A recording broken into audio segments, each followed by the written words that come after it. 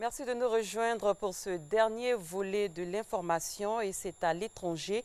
Au Pakistan, la chrétienne Asia Bibi a quitté il y a une semaine après 8 ans passés dans les couloirs de la mort pour blasphème, mais qui était restée incarcérée depuis lors, a été libérée, dénoncée par des voisines pour avoir bu l'eau d'un puits réservé en principe aux musulmans.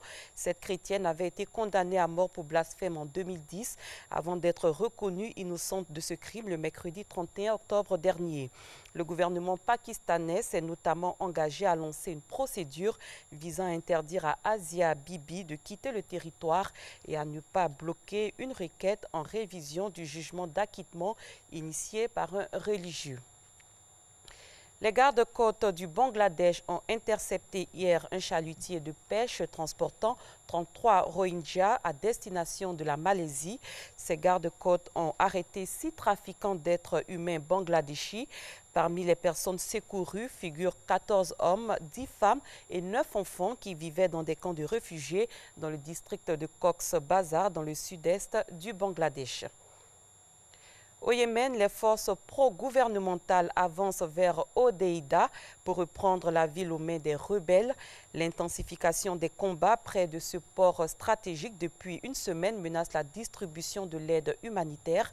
Dans ce pays pauvre ravagé par la guerre, les forces loyales au président Abd Rabbo Mansour Hadi, avec l'aide militaire de l'Arabie saoudite voisine et des Émirats arabes unis, tentent depuis 2015 de chasser les rebelles Houthis des vastes régions qu'ils ont conquises, dont la capitale Sanaa.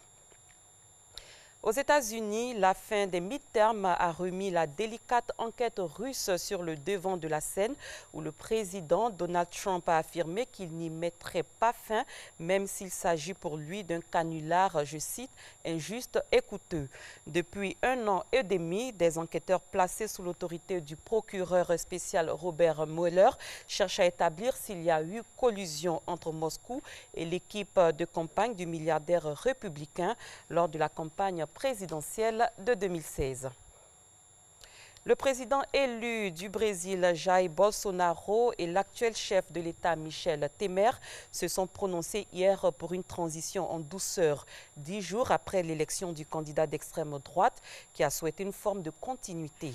Les deux hommes s'exprimaient à l'issue d'un entretien à Brasilia où Jair Bolsonaro rencontre depuis mardi dernier les hauts responsables de l'actuelle administration de la Cour suprême et des forces armées. Fin de ce dernier flash, merci de l'avoir suivi. Très bon début de journée à tous et à toutes.